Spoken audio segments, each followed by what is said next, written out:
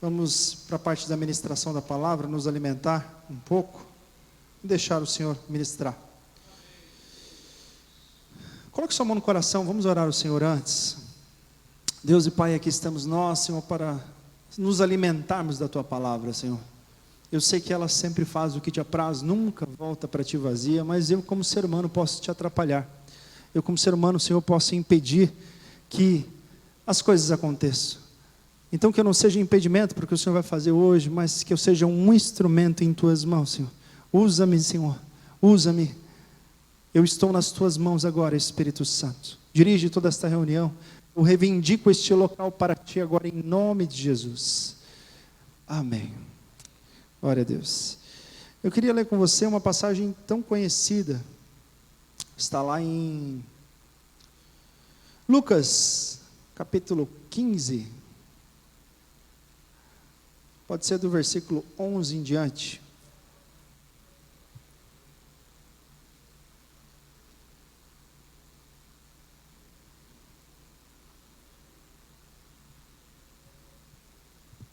Diz assim a palavra de Deus.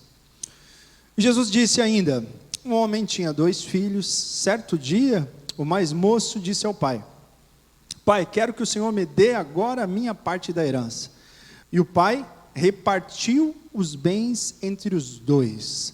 Poucos dias depois, o filho mais moço ajuntou tudo que era seu e partiu para um país que ficava muito longe.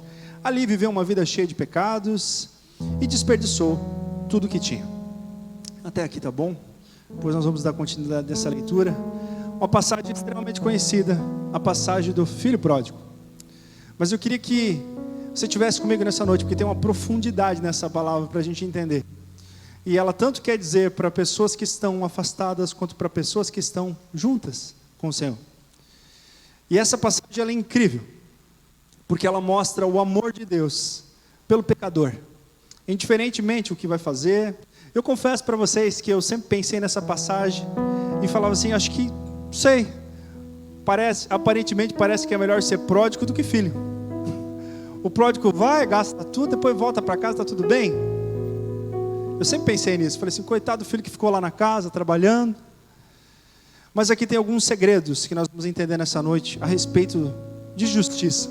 Como que Deus age, a respeito de quem vai para fora, de quem está vivendo lá fora, de quando ele volta. Mas acho que vai ter que trocar o microfone, está com um gate aqui, está cortando a minha voz aqui. Troca ali para mim. E aí, você vai entender uma coisa muito interessante nessa noite. Primeiro, deixa eu te fazer uma particularidade aqui. Vou chamar aqui, está aí o Lucas. Consegue ver aqui? O Lucas está lá em cima, está ajudando. Vem cá o Marcos e vem cá o pastor Antônio. Pode ser os dois aqui. Vamos fazer uma representação aqui.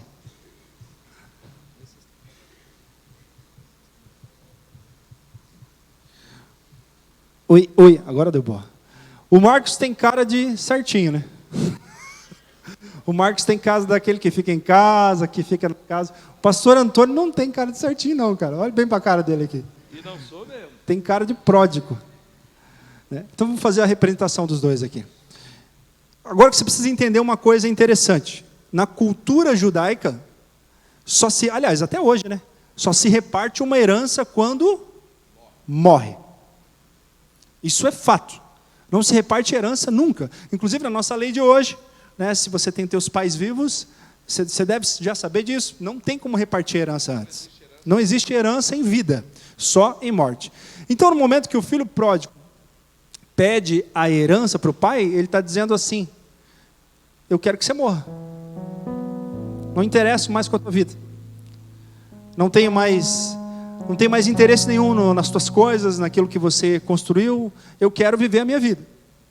E aí, é interessante a atitude do pai, porque imagina por um judeu ouvindo aquilo na época, quando Jesus começou a contar aquela história. Porque primeiro, hoje já é absurdo um filho pedir herança em vida. Imagina na época, né, que tinha todo um senso de honra, o pai antes de morrer abençoava os filhos, era todo um legado que se tinha.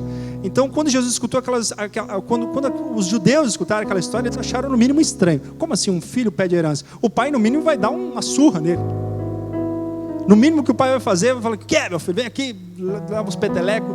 Mas não, o pai vai lá, tá bom, meu filho, Você quer viver a tua vida do teu jeito, da tua forma, dirigindo do jeito que você quer, sem a minha presença? Então toma aqui, um cheque. Metade de todo o meu reino para ti. Pode ir. Aí o filho pródigo vai. E eu costumo dizer assim, se o dinheiro não acabasse, o filho pródigo estava festando até hoje. Até hoje ele estava festando, mas o dinheiro acaba. Quer dizer, aquele tempo em que o filho esteve ali ao lado do pai, e ele plantou coisas, e ele orou, e ele buscou, e ele fez boas ações, aquilo foi o pagamento dele. E foi. É por isso que algumas pessoas saem da presença de Deus e elas têm a falsa sensação de que está indo tudo bem. Está indo tudo bem. Agora eu saí da igreja, agora não tem mais problema, agora a vida está indo boa. Você pegou a tua herança. Você pegou. Aí fica aqui, o filho fiel. Fica com o pai, fica na casa do pai, continua trabalhando, continua honrando ao pai. Daí dá tudo errado, né? O filho pródigo, você conhece a história, gasta tudo. Volta, filho. Volta.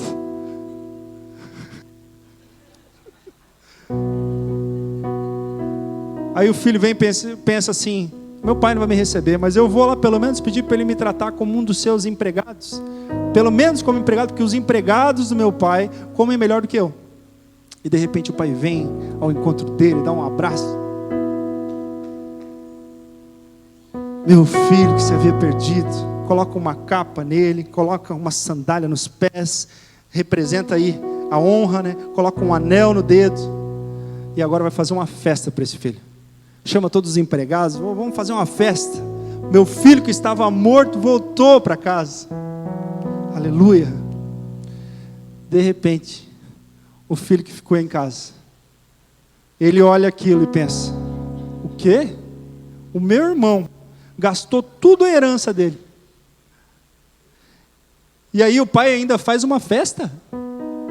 Dá um cabrito para ele, mata um boizinho, chama os amigos para comemorar.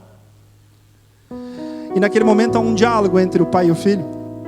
E o pai chega para o filho e fala assim, meu filho, tudo que eu tenho é teu. A tua herança ainda está aqui. O teu irmão gastou tudo, não tem mais herança. Mas você tem, a herança é tua. Vai, pega, é teu. Quantos boizinhos tu quiser, quantas festas tu quiser fazer, é teu. Eu não dividi a herança lá no início? Você não tem metade? Então pega, é teu. Amém. Pode voltar para os seus lugares.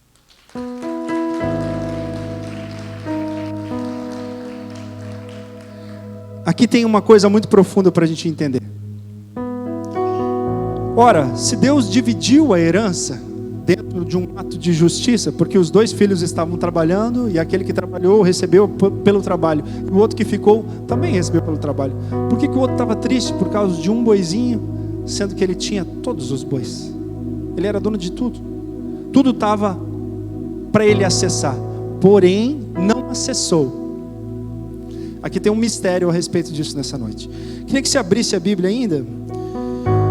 Esse versículo eu não passei para vocês aí, mas deixa o pessoal acompanhar comigo aqui. João 14, 13.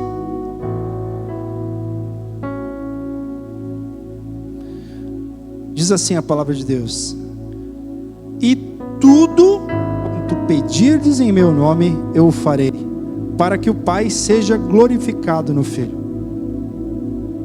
A sua Bíblia está dizendo algumas coisas?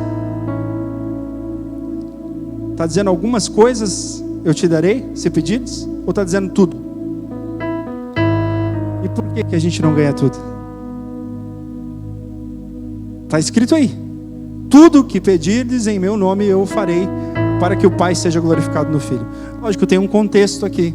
Jesus está falando a respeito do reino dele, está falando a respeito do poder que ele ia derramar sobre os discípulos. Mas aqui está escrito tudo. E isso faz muita gente se confundir. Agora, mude a sua Bíblia aí para Tiago 4, versículo 3. Se vocês conseguirem colocar lá, amém.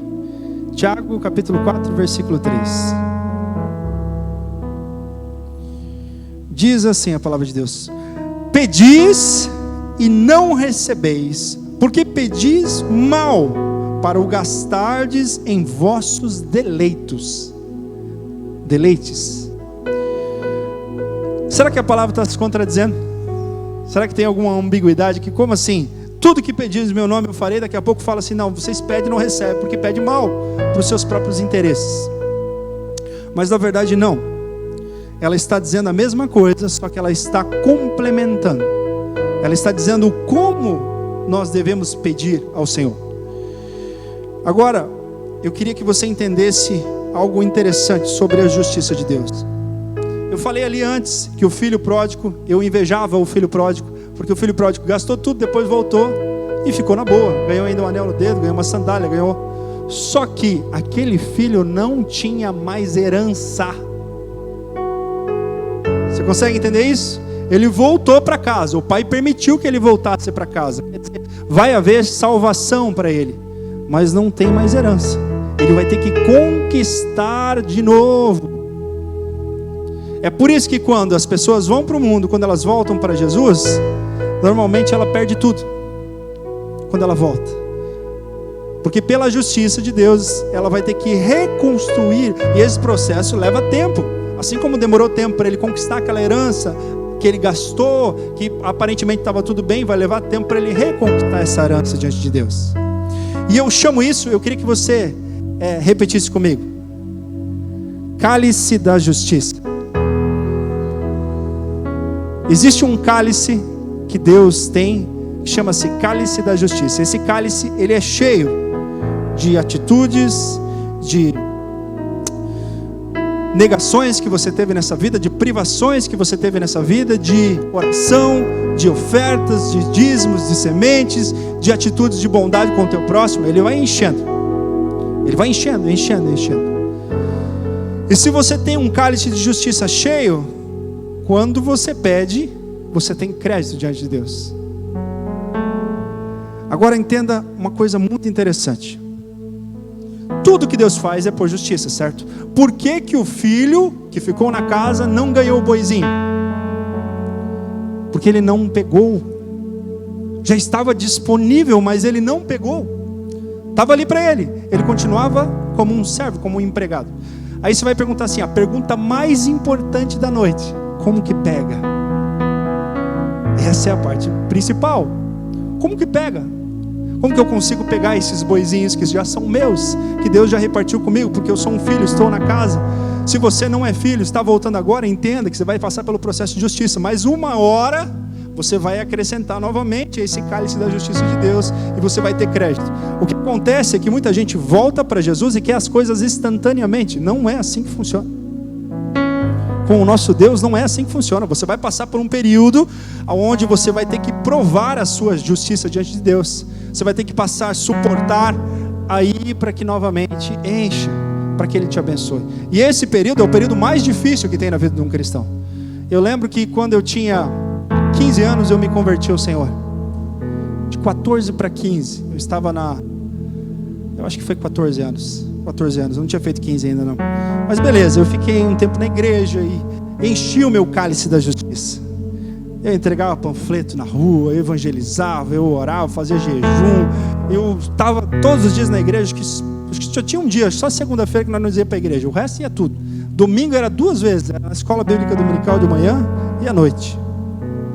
Sábado nos jovens, sexta na libertação, quinta tinha um culto, não lembro o nome, na quarta tinha tarde da bênção, na terça-feira tinha culto da vitória, ia indo, todos os dias. Era culto, mais culto, mais culto. E lógico, a gente sempre estava ouvindo a palavra. Mas tem gente que pensa assim, tá, você fazia só isso? Não, eu fazia minha devocional todos os dias, eu lia a Bíblia todos os dias. Ao ponto de o meu pai, ele não era crente, e ele falava assim, pega uma cama e leva de uma vez para essa igreja, fica lá de uma vez, já dorme lá. Eu só vejo você estudando esse livro aí lá na igreja.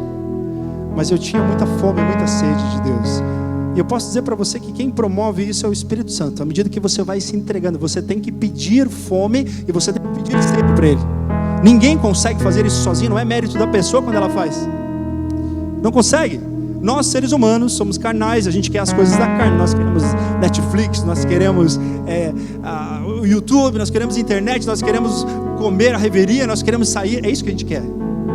Mas o teu espírito, ele anseia por Deus, ele deseja por Deus, ele quer cada vez mais as coisas de Deus. Então só pode se promover isso no espírito.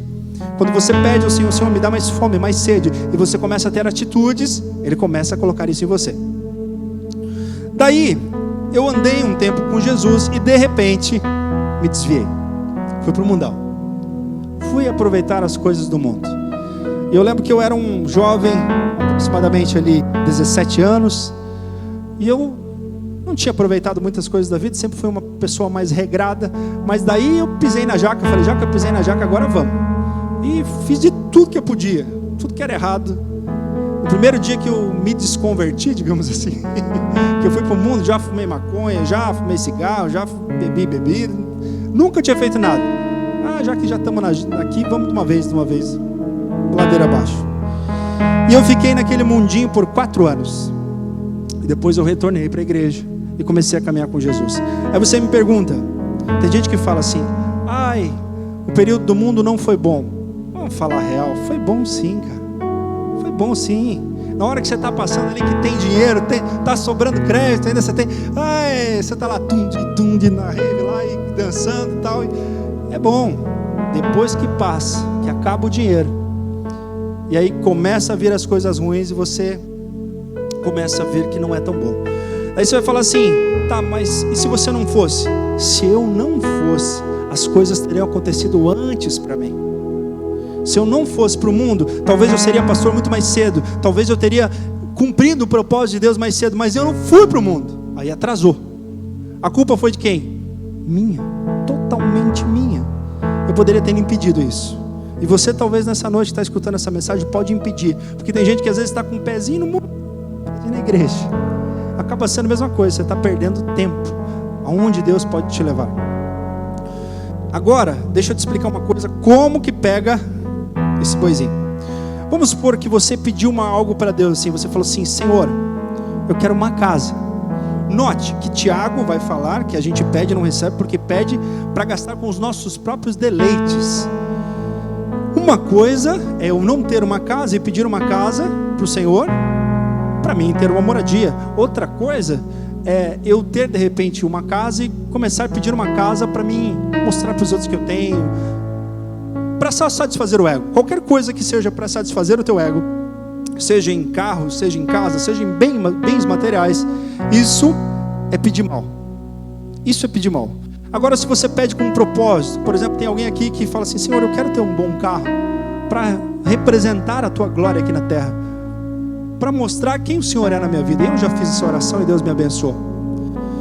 Beleza, agora deixa eu te explicar como que faz, que isso aqui é o mais importante de tudo. Você pediu para o Senhor o carro, certo? Agora, imagina que para esse carro, alguém pega um copo vazio lá para mim lá. Pega um copinho de plástico. Só para mim demonstrar. Imagine que para esse carro você ganha um copo vazio. Não tem nada aqui. Quer dizer, vamos encher um pouquinho, porque você já tem um crédito com o Senhor, então Ele ouviu a tua oração. Vem aqui, pastor Antônio, fica com o copo aqui do lado, que vamos fazer uma simulação aqui. E aí, Deus ouviu a tua oração. Chegou lá, encheu um pouquinho, certo? Mas não dá para alcançar a bênção ainda. Mas daí, o Espírito Santo começa a ministrar no seu coração, como aconteceu comigo, e eu falo assim, cara, eu vou atrás desse carro. Eu vou ir olhar que carro que é. Eu vou lá olhar a cor, modelo, o ano. O que eu quero. Aí a tua fé começa a aumentar. Isso é uma atitude de fé. Você ir atrás. Você fazer, mesmo não tendo dinheiro, você vai atrás. Você faz a tua parte. Depois começa uma outra visão. Da onde que vai vir esse dinheiro? Como que você imagina que vai comprar? Aí você pensa assim, como uma pastora, eu vou ganhar num sorteio. Puta, fé enorme, um balde de fé. Eu não tenho essa fé. A minha fé é mais pequenininha, mais dentro da minha humanidade. Então eu pensei, não, eu vou ganhar com a minha empresa, o meu próprio dinheiro. Então beleza, encheu mais um pouco. Você já está determinado aqui, da onde que vai vir, como que vai vir o processo. Aí você começa a trabalhar, a se esforçar, a chegar na tua empresa com essa visão. Deus, obrigado por este carro, obrigado por esse milagre que o Senhor fez na minha vida. Agora eu sei de onde que vai vir, eu sei por onde o Senhor vai fazer. E Ele começa a abrir as portas, se você não reclamar. Mas eu dei uma reclamadinha, volta um pouquinho, pastor. Dei uma reclamadinha. deu uma murmuradinha. Voltou um pouquinho. Murmurou demais, pastor. Mas aí o Espírito Santo toca no meu coração. Eu venho num culto como esse. E aí o Espírito Santo toca. E eu falo, a partir de hoje só vou agradecer, Deus. Só agradecer. Só agradecer. Só te agradecer. Começo só a te agradecer, Senhor, porque eu sei que o Senhor já me deu aquilo. Já é meu. E Deus começa a te abençoar. E Deus começa novamente a trazer essa bênção para você. Está quase chegando, está quase chegando, está quase vindo. Aí no final, sempre tem um testezinho. Diga para o seu irmão do lado. Sempre tem um teste. Sempre tem um teste. Deus sempre faz isso. Por que Ele faz isso? Para que você lembre do processo. Para que você lembre o quanto foi difícil encher esse copo. Para você lembre o quanto foi Ele que dirigiu todas as coisas, para que você não saia sozinho governando, querendo encher o copo sozinho. Ele mostra, fui eu que te dirigi em todos os passos. Aí nesse testezinho, normalmente ele vai passar por um processo assim. No meu caso, eu bati meu carro, e aí eu já estava pronto para trocar ele, e aí deu uma batida nele. Tinha recém-reformado, pintado, estava tudo bonitinho para trocar, fui lá e bati. Miserável, né? Aí, naquele momento, na verdade não foi só um teste, foi mais de um teste. Deus também, eu levei uma multa da Receita. Eu tinha feito uma oferta para esse carro, e a oferta foi na vida desse cara aqui. E eu falei para Deus, então tá, eu quero viver um milagre contigo nessa área. Eu nem sabia desse negócio do copo, tá? Eu nem sabia disso. Mas eu falei, começa a me abençoar, Senhor, começa a me mostrar o caminho. E Deus foi me mostrando. Só que no momento, eu levei uma multa da Receita exatamente do valor do carro que eu dei para ele. De um contador que há 3 anos atrás fez uma caquinha e depois eu tive que pagar. Se tem uma coisa que funciona no Brasil é tributo. Não escapa. E aí veio a multa, tive que pagar o valor do carro. Aí eu não reclamei, não murmurei, não fiz nada e Deus foi me abençoando. O copo já estava quase cheio. No final, bem nos finalmente, quando eu tinha passado por tudo, veio um cara na minha loja e eu trabalho com som de igreja. Inclusive o som dessa igreja foi eu que instalei. Eu nem era daqui ainda quando instalei. E aí, esse cara veio e falou assim, ó, Deus mandou eu comprar um som contigo. E eu falei assim, nossa, sério? E o pastor dele não queria muito não foi muito com a minha cara, mas ele falou, Deus mandou. Eu falei, então tá bom. Ele foi lá e comprou à vista. E aí a bênção concluiu. E terminou e encheu. E eu lembro que eu e a pastora fomos lá para Joinville e compramos uma Santa Fé, que era o carro do nosso sonho. E quando a gente veio com o carro na estrada, não era mais o carro que era importante, era o trajeto, era o que Deus tinha feito, era o milagre, era o destravar da mente. Aí você começa a entender que as bênçãos financeiras, elas são importantes na vida de um cristão. Elas demonstram o quanto você está conectado com Deus. Sabe uma coisa que eu sempre pensei? Isso aqui é muito sério nessa noite. É sobre isso que nós estamos tratando. Senhor, das duas uma. Ou nós estamos muito errados, ou o Senhor é um egoísta. Porque como é que pode ter ruas de ouro aí? Como é que o Senhor pode viver na glória, no esplendor, tudo de bom, e nós aqui está passando dificuldade? Quem já nunca pensou isso? Eu pensei, sou sincero em dizer, tá? Sou sincero em dizer. E o Espírito Santo é tão maravilhoso. Ele falou, filho, você já sabe a resposta. Está na minha palavra. Eu já mostrei. É o filho que ficou. O filho que fez toda a justiça, mas ainda não se apossou do que é seu. E eu sei que tem muita gente aqui na igreja que está passando dificuldade, que precisa dessa direção, que precisa desse destravar, de entender o cálice da justiça, de entender que quando você pede uma coisa para o Senhor, se é na área espiritual, é um cálice. Se é na área financeira, é outro cálice. Se é na área familiar, é outro cálice. Porque para cada área existe uma justiça. Isso aqui é interessante você prestar atenção, porque tem gente que fala assim, eu sou extremamente abençoado na área financeira, mas na família é um derrotado, espiritualmente é um derrotado. Sabe por quê? Porque para cada cálice existe uma justiça. E não cometa o erro de achar que o cálice da área financeira é o que vai te levar para o céu, porque não é. É o cálice da vida espiritual. É esse que vai te levar para o céu. Ainda que você viva uma vida de pobreza aqui na terra, uma vida de incertezas, se você encher o cálice, e é isso sobre o que a parábola das 10 virgens fala, as virgens prudentes encheram com o óleo, guardaram o óleo. Esse é o cálice mais importante para a salvação. Mas para você viver uma vida boa aqui na terra, 2 cálices são importantes: o da família e o das finanças. Precisa estar cheio. Precisa estar cheio. Sabe, isso aqui é uma visão muito interessante, e a gente tem que aprender com o povo de Deus. Você sabia que o judeu, ele acha na mente dele que quando ele é pobre aqui na terra, ele está desonrando a Deus? Sabe por quê? Porque ele pensa assim: o meu Deus me tirou do Egito, da escravidão, e o mínimo que eu tenho que fazer é ser bem sucedido na terra para honrar o nome dele. Sabe, quando eu vi essa visão, eu fiquei impressionado, porque é uma visão muito do céu.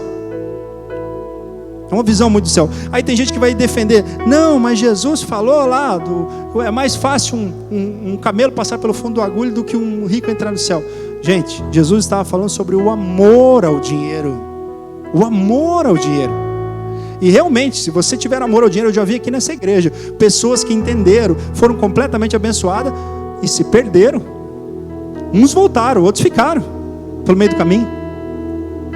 Se perderam, porque o amor ao dinheiro é a raiz de todos os males. Porém, eu sei que aqui dentro tem pessoas que não amam o dinheiro, que amam o Senhor, mas estão passando dificuldade. E é sobre isso que eu queria que você entendesse nessa noite. Talvez você é o filho que está na casa, que está fazendo tudo certinho, que está honrando o nome do Senhor, e você tem uma herança com Deus. Você guardou essa herança, você conquistou ao longo do tempo, de todos os propósitos que você fez, de todas as fidelidades que você teve com o Senhor. Ele está lá, não se perde. Aliás, deixa eu dizer que isso é como criptomoeda. Sabia, pastor Antônio, eu comprei a minha carteira de criptomoeda, aquela que é física, né? E aí eu fui fazer a minha primeira transferência de Bitcoin. Que beleza, fiz de Ethereum, né, a primeira. Aí quando eu transferi, aliás, se tem alguém que mexe com Bitcoin aqui, eu não sei, o Lucas, né, Lucas? Cuidado, eu fui lá e usei a rede errada. Usei a rede errada. E transferi o Bitcoin bem faceiro, e fiquei esperando 1 hora, 2 horas, 3 horas, e nada desse Bitcoin chegar, desse negócio chegar. E eu falei: meu Deus, e agora? Perdi tudo. Comecei a assistir vídeo, pedir informação e pedir ajuda, e ninguém conseguiu me ajudar. Daqui a pouco eu achei um vídeo e o cara mostrando: fique tranquilo, tá lá, tá na rede, você só precisa acessar. E sabe que essa palavra, isso que aconteceu conosco, pastora Vivi, nessa semana, foi para ministrar essa palavra. A sua bênção está na rede, está lá. Você só enviou a oração para o lugar errado. Consegue entender isso? Você só enviou a oração para o lugar errado, você colocou a energia no lugar errado, mas está lá. Você pode acessar. E hoje de manhã, eu nem sabia que ia ministrar a palavra. Eu acordei de manhã, acordei decidido: hoje eu vou recuperar esse negócio. E fui para frente do computador e daqui a pouco, pum, consegui. Recuperei as moedas, tudo. Está lá na nossa conta, graças a Deus, deu tudo certo. E eu vejo que tudo estava conectado com isso aqui, com esta ministração. Porque as tuas moedas estão lá diante de Deus. Aqueles teus pedidos que você fez, que você nunca foi atendido, está lá. Só precisa acessar. E o caminho para acessar é a justiça. É a justiça. Talvez em algum momento você reclamou, você murmurou e você perdeu tudo. Você fala: perdi. Não, está lá disponível. Tudo que nós fazemos diante de Deus é guardado. Tudo, todo o esforço, toda a dedicação, toda a oração, toda a oferta é guardado diante do Senhor. Nós só precisamos acessar. Eu queria que o pessoal do louvor viesse aqui à frente. Eu queria que apagassem as luzes. E a gente vai orar agora.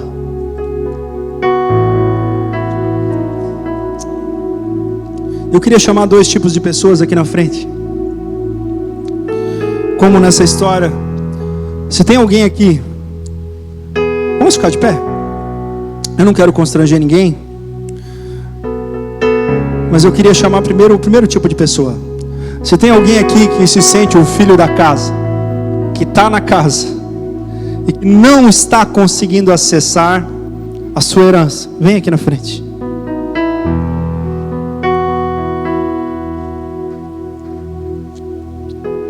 Vem aqui, nós vamos orar por você hoje. Vai acontecer um destravar do céu na tua mente, no teu coração. Você é o filho que ficou, que permaneceu, que é fiel, que estava sempre honrando a Deus em tudo, mas você não está conseguindo acessar a tua herança. Seja sincero diante de Deus nessa noite. Eu queria que o pessoal ficasse aqui para esse lado aqui. Esse pessoal ficasse para esse lado, para a gente separar aqui nas orações. Vem para esse lado de cá. Eu queria chamar um segundo grupo de pessoas aqui. Pessoas que são o pródigo. Você se identificou com o pródigo. Você pegou a herança, um dia teve um ministério diante de Deus, estava trabalhando na obra, estava certinho, de repente você falou assim: quer saber de uma coisa? Eu vou cuidar da minha vida, que eu ganho mais. E você saiu. Saiu, abandonou o ministério, abandonou sua igreja, abandonou seu pastor, botou a culpa em um monte de gente. E você saiu. Vem aqui na frente. Nós precisamos orar por você também nessa noite. Seja sincero diante de Deus. Seja sincero. A Bíblia diz: aquele que reconhece o seu pecado alcança perdão. Aquele que reconhece. Mas o que não reconhece, o que esconde, o que oculta, continua com ele. E não tem cura para esse. Infelizmente não tem cura. Só tem cura para quem reconhece. Só tem cura para quem abre o coração para Deus.